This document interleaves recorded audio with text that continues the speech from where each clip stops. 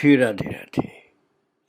भक्तों, जो बहुत उच्च कोटि का महापुरुष होता है उसके अंदर ज्ञान स्वतः प्रकट होता है।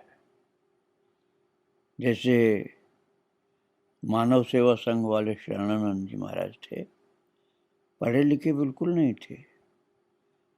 उनको श्लोक भले न याद हो, लेकिन वेद पुराण शास्त्र का जो मर्म है वो उनके अंदर प्रकट होता था।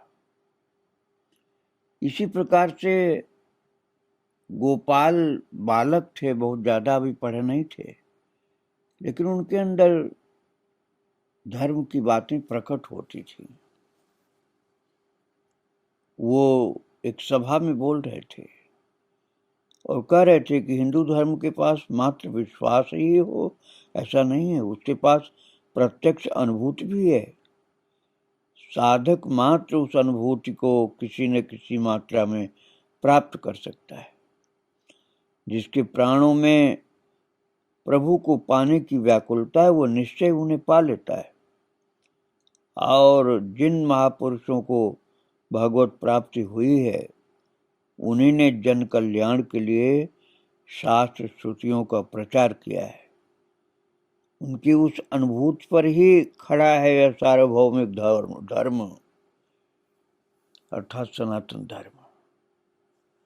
तो शास्त्रकार कहते हैं कि आत्मा ही ब्रह्म है, फिर भगवान दिखते क्यों नहीं? आदमी के अहंकार के कारण। अहंकार मुक्त होते ही आत्म साक्षात्कार होता है, लेकिन अहंकार मुक्त जल्दी कोई हो नहीं पाता है। जिस दृष्टि से हम जगत को देखते हैं उस दृष्टि में थोड़ा परिवर्तन ले आइए, सभी में ब्रह्म दिखेगा, ब्रह्म ज्ञान प्राप्त होगा। इस ब्रह्म ज्ञान की प्राप्ति ही जीवन का उद्देश्य है। इसी के लिए सारे साधन पथ हैं। हिंदू धर्म इसी को धर्माचरण, धर्मानुशीलन कहता है। इस धर्म की सजीवता देखिए। जब भी इसमें कोई ग्लानि, कोई विकृति आती है, भगवान स्वयं अवतरित हो उसका संशोधन करते हैं। धर्म के मूल स्वरूप में परिवर्तन नहीं होता, पर ये अवतार सार्वभौमिक धर्म को गुरु रूप में आकर के अथवा गुरु बन करके स्वयं भगवान ही युग के अनुरूप बना देते हैं। लोगों की सामर्थ्य के अनुरूप भजन साधन बता देते हैं।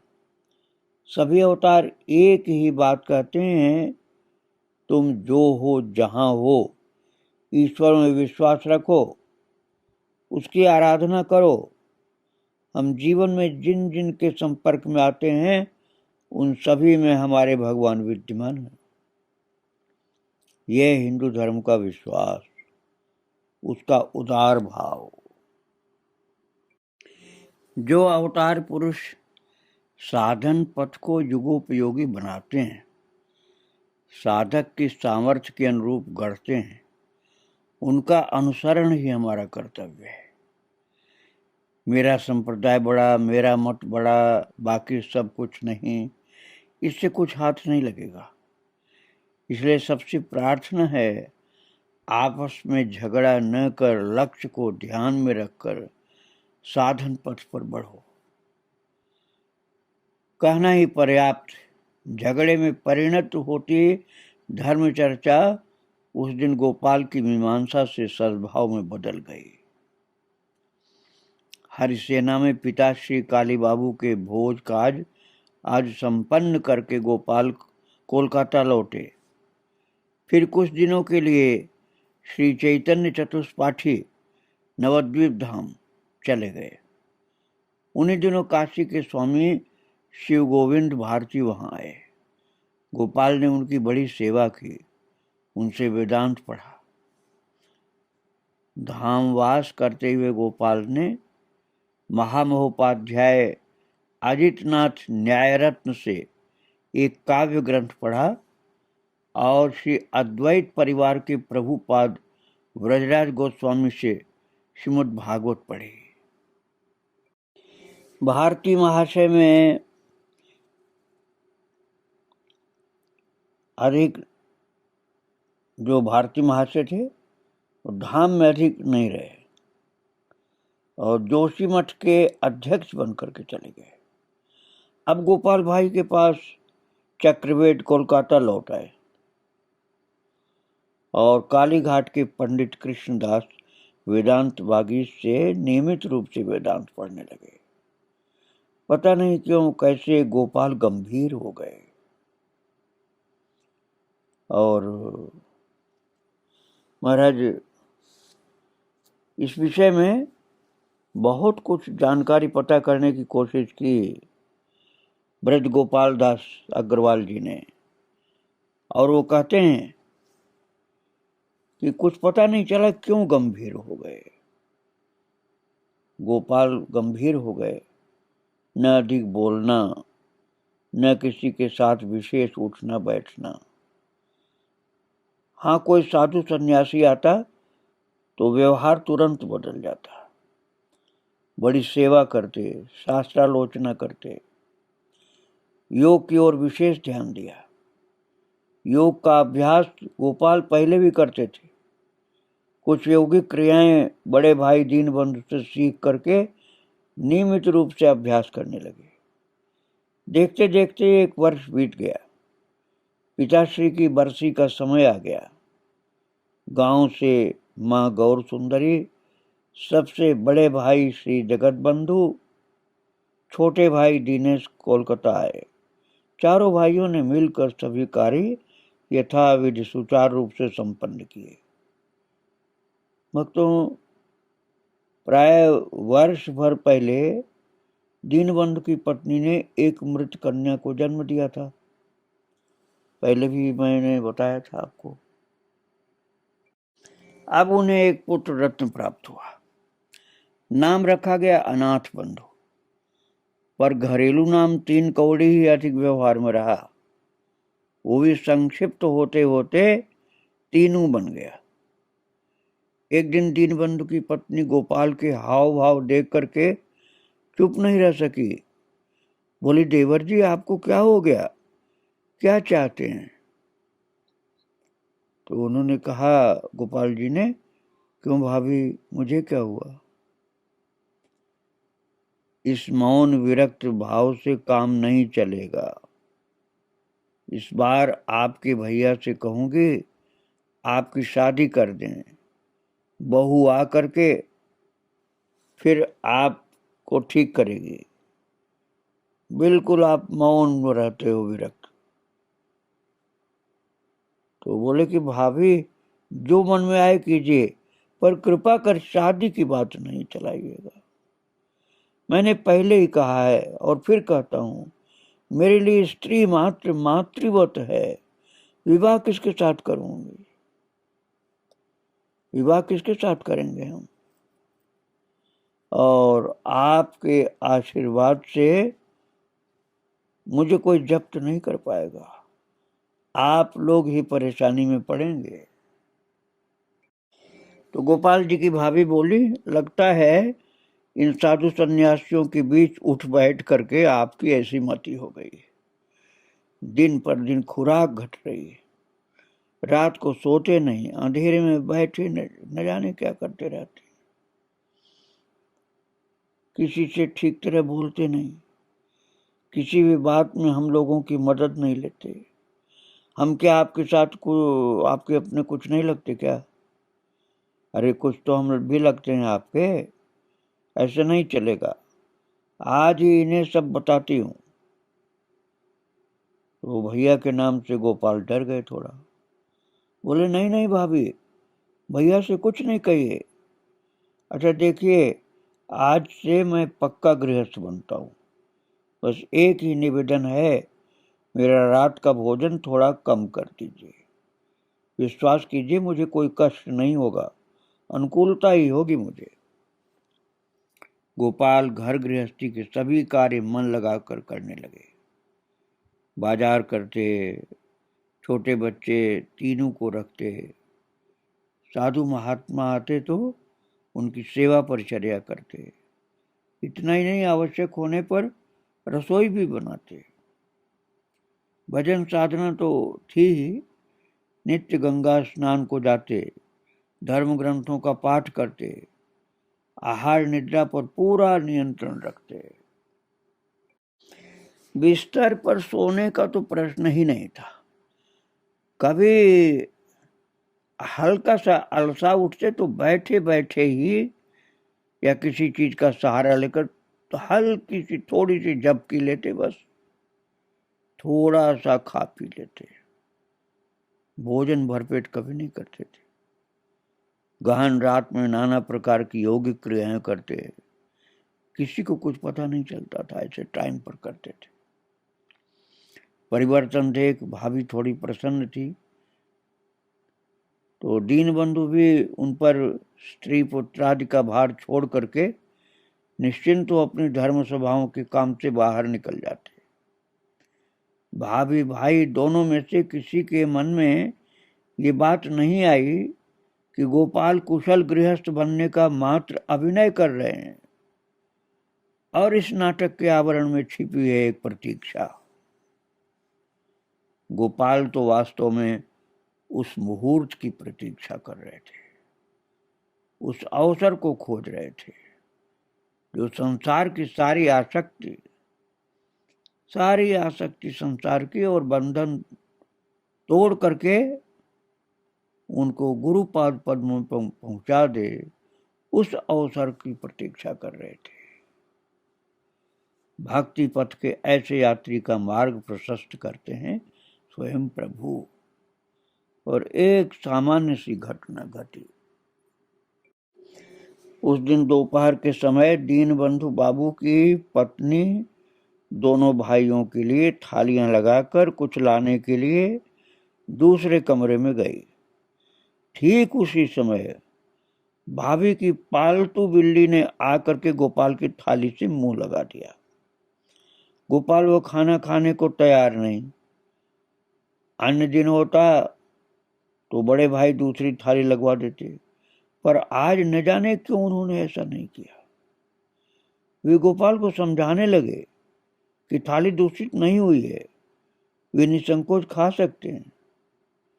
दूसरा अवसर होता तो गोपाल भी भाई की बात पर विशेष आपत्ति नहीं करते, पर आज जिद पर इतना अड़े कि भाभी द्वारा दूसरी थाली लाने पर भी बिना खाए उठ गए। भाइयों के बीच और कोई बात तो नहीं हुई। कौन जानता था यह अन्न त्याग ही गोपाल के गृह त्याग में निमित्त बनेगा। गोपाल को तो बहाने की तलाश थी। प्रभु ने इस सामान्य सी घटना के माध्यम से उनका उद्देश्य पूरा करा दिया। दीनबंधु बाबू उसी दिन शाम को कार्यवश कोलकाता से बाहर चले गए और दूसरे दिन भी नहीं आए। आए दो सन्यासी। कोई अनोखी बात इसको नहीं कहा जाएगा कि बात यह कि साधु सन्यासी तो प्राय आते जाते थे। गोपाल ने सहज स्वाभाविक रूप से सेवा परिचर्या की। वे सन्यासी रात्रि विश्राम करके अगले दिन सुबह चले गए। गोपाल ने ये 2 दिन अनाहार में काटे, बिना भोजन के। भाभी ये बात जानती थी, पर यह सोच करके कि फिर कहीं गोपाल कोई गोलमाल करें और कोई इस विषय में कुछ कहा सुनी न हो जाए, इसलिए कुछ कहा नहीं। तो इधर सन्यासी विदा हुए, उधर गोपाल ने गंगा स्नान की तैयारी की। हाथ में साफी, पहनने के वस्त्र और एक कमंडल। जाते जाते भाभी को एक कागज का टुकड़ा पकड़ाते हुए बोले, दादा आए तो दे दीजिएगा। भक्त बंगाल में दादा बोलते हैं बड़े भाई को। तो अपने बड़े भाई के लिए उन्होंने कहा था कि दादा आए तो ये कागज दे दीजिएगा। तो भाभी ने पूछा, आप कहाँ जा रहे हैं? गोपाल ने हंसते हुए कहा, देख ही रही हैं, स्नान करने जा रहा हूं। लौटने में कुछ देर हो जाए तो इस बीच दादा आ जाएं, शायद तो कागज दे दीजिएगा, इसलिए मैंने कागज दिया है। और भक्तों, भा भी पढ़ी लिखी नहीं थी, उस पर्ची पर क्या लिखा वे नहीं जान सकी। लिखा था, अनिश्चित काल के लिए विदा लेता हूं, खोजने का कष्ट नहीं कीजिएगा, आवश्यक होने पर मैं स्वयं आपको समाचार दूंगा, खबर करूंगा आपको। नीचे लिखा था, इति गोपाल कृष्ण। भक्तों, गोपाल तो गृह त्याग करके चले गए इस तरह से। और शाम को लौटे दीन बंधु बाबू, उनके बड़े भाई। गोपाल को खोजने के लिए आंखें इधर उधर घुमाए, फिर बोले गोपाल नजर नहीं आ रहा है। अपनी पत्नी से पूछा, गोपाल कहाँ है? तो वो बोली कि सुबह नहाने गए थे, अभी तक नहीं लौटे। दीनबंधु ने सोचा किसी मंदिर में चला गया होगा या किसी साधु सन्यासी के पास जा बैठा होगा, पर वे चिंता करने लगे। तभी उनकी पत्नी को उस पर्ची की बात याद आई, ला करके दी, और पढ़ते ही गोपाल गोपाल गोपाल कह करके भाई चीख पड़े। मन की मन में रह गई। 2-3 दिन घर से बाहर रहे और उस दिन की बिल्ली वाली घटना को लेकर के मन बड़ा खराब रहा। सोचते रहे, घर लौटकर गोपाल से 2 बातें करके मन शांत करूंगा। और इस वज्रपात की बात जान करके कि भाई चला गया घर छोड़कर, उनका भ्रातृ स्नेह उमड़ घुमड़ करके बरसने लगा। उनकी आंखों से बरबस आंसू गिरने लगे और समझ गए कि घर छोड़कर चला गया वो। भाई की खोज खबर लेने के लिए वे व्यग्र हो उठे। कहीं पत्र लिखा, कहीं आदमी भेजा, कहीं स्वयं गए, पर कोई फल नहीं निकला और निराश होकर बैठ गए। एक दिन हठात काशी धाम से गोपाल का पत्र आया। कुछ रुपए मंगाए थे। भाई ने रुपए भेजे और घर शीघ्र लौट करके आने को कहा, पर गोपाल नहीं आए। कोई 1.5 महीने बाद पत्र ही आया। इस बार भी रुपयों के लिए पत्र आया और विशेष अनुरोध के साथ कि मेरी खोज में आदमी भेजना व्यर्थ है। भाई ने पुनः मनी ऑर्डर भेजा, साथ ही एक विश्वस्त व्यक्ति भी। वो भद्र पुरुष काशी कई दिन रहा, पर गोपाल से भेंट नहीं हुई और वो लौट आया।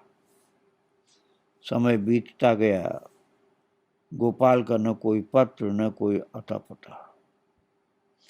अब दीनबंधु अपने शिष्य सतीश चंद्र बसु और उनकी मां के अनुरोध पर उनके घर कोलकाता सपत्नीक रहने लगे। और दीनबंधु को डाक से एक लिफाफा प्राप्त हुआ। कुछ दिन पहले उन्होंने श्री जगन्नाथपुरी वासी अपने एक सहपाठी श्री रास बिहारी चक्रवर्ती को गोपाल के विषय में लिखा था। यह लिफाफा उसी के उत्तर में था। पत्र का सारांश था, कई दिनों से गोपाल भाई को नवद्वीप दास, गोविंद दास, आज बैरागी बाबा जियों के साथ यहाँ देख रहा हूँ। उसकी वेशभूषा, बातचीत सांसारिक व्यक्ति की तरह नहीं है। मैंने बात की, पर वो समझ नहीं पाया उसका उद्देश्य क्या है। तुम स्वयं आकर के उसे ले जाओ। क्या उद्देश्य, मैं तो समझ नहीं पा रहा हूं। तो श्री दीनबंधु भट्टाचार्य आवश्यक कारणों से तुरंत ही, मन होते हुए भी जाना तो था, लेकिन कुछ आवश्यक कार्य से आगे नहीं जा पाए। चक्रवर्ती महाशय को पत्र लिख दिया कि वे गोपाल पर विशेष नजर रखें, वो कहीं चला न जाए। लगता है घटना चक्र बड़ी तीव्र गति से घूम रहा था। इसी बीच चक्रवर्ती का दूसरा पत्र आया और उस पत्र में लिखा था, गोपाल ने सखी वेश धारण कर लिया है। अब वो अन्य बाबाजियों के साथ बाहर नहीं निकलता है। ये लोग पहले वाले मठ को छोड़ करके उसके पास ही झांझ पीठा मठ में आ गए। और गोपाल ने श्री राधा रमण कुंज में सखी वेश धारण किया था और 3 माह पश्चात घर में वे झांझ पीठा मठ चले गए। नवद्वीप दास जी के बड़े बाबा महाशय के प्रथम संगी और अभिन्न प्राण थे। नवद्वीप दास जी जो थे ना, वो पुरी के बड़े बाबा महाशय के प्रथम संगी और अभिन्न प्राण थे। इनका चरित्र भक्तों में पहले सुना चुका हूँ आपको, लगभग 5 वर्ष पहले, नवद्वीप दास जी का चरित्र। और गोविंद दास जी भी बड़े बाबा के प्रमुख अनुगत जनों में से एक थे। गोपाल काशी आदि तीर्थों में भ्रमण करते। जब जगन्नाथपुरी पहुंचे तो बड़े बाबा उन दिनों पुरी से बाहर थे। जिस दिन वे पुरी लौटे उस दिन गोपाल नवद्वीप दादू के आदेश से रेलवे स्टेशन पर उपस्थित थे। बड़े बाबा के स्वागत के लिए माला आदि लिए और भक्तों माला लिए हुए बड़े बाबा के इंतजार में खड़े थे। और स्टेशन पर खड़े खड़े जयगोपाल सोच रहे थे कि नवद्वीप दादा ने कहा है नाम लेकर पुकारें तभी जाना। उन्होंने तो मुझे कभी देखा नहीं, पहचानेंगे कैसे? पर उपाय क्या है? नवद्वीप दादा की आज्ञा है, जो कहा है करना है।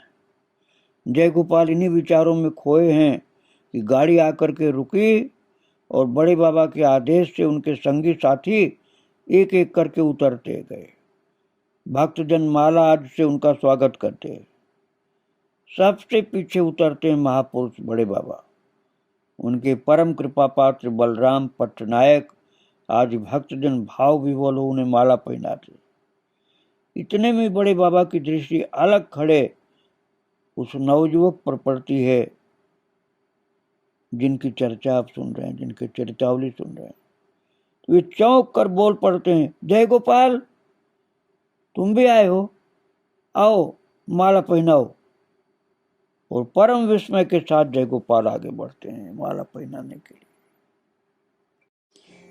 परंतु जय गोपाल ठिठकते हैं। बड़े बाबा ठहरे लंबे दीर्घकाय और जय गोपाल के संकोच को वो समझ जाते हैं। वे तुरंत उसे गोद में उठा लिए जय गोपाल को। माला उनके कंठ प्रदेश में झूलने लगती है। जय गोपाल को लिए लिए ही वे स्टेशन के बाहर उस स्थान पर आ बैठते हैं जहां सब उनकी प्रतीक्षा कर रहे थे। महापुरुष ने प्रथम मिलन में ही भाग्यवान जय गोपाल को सदा सदा के लिए अंगीकार कर लिया। उस नवयुवक ने भी प्रथम दर्शन में ही बड़े बाबा को आत्मसमर्पण कर दिया। तो इतना उनका जन्म जन्मांतर का नित्य संबंध था बड़े बाबा के साथ। और वक्तों मैंने अभी बताया था आपको कि श्री रास बिहारी चक्रवर्ती के दूसरे पत्र से गोपाल के भाई को ये पता चला था कि गोपाल ने सखी वेश धारण कर लिया है। सखी वेश धारी गोपाल, वेश ही नहीं नाम भी बदला। अब नाम हुआ ललिता दासी। कोई कहता सखी माँ, कोई कहता दीदी। तो प्रिय गोपाल के रहस्य की बात यही है कि जिनको गोपाल गोपाल कहा जा रहा था, अब वही गोपाल नहीं ललिता दीदी हो गए। ललिता दासी नाम था लेकिन ललिता दीदी कहे जा रहे थे, कोई सखी माँ कहता था। अब ये बड़े बाबा के साथ रहने लगे हैं। बड़े बाबा का चरित्र मैं आपको पहले सुना चुका हूँ तो विस्तार के साथ। और उन्हीं के शिष्य नवद्वीप दास थे, जिनके मार्गदर्शन में जय गोपाल ललिता दासी होकर के बड़े बाबा के सम्मुख सखी वेश में पहुंचे हैं। आगे उनके चरित्र को मैं फिर आपको सुनाऊंगा। आज उनको प्रणाम करके यहीं विराम दे रहा हूं। श्री राधे राधे, जय श्री राधे।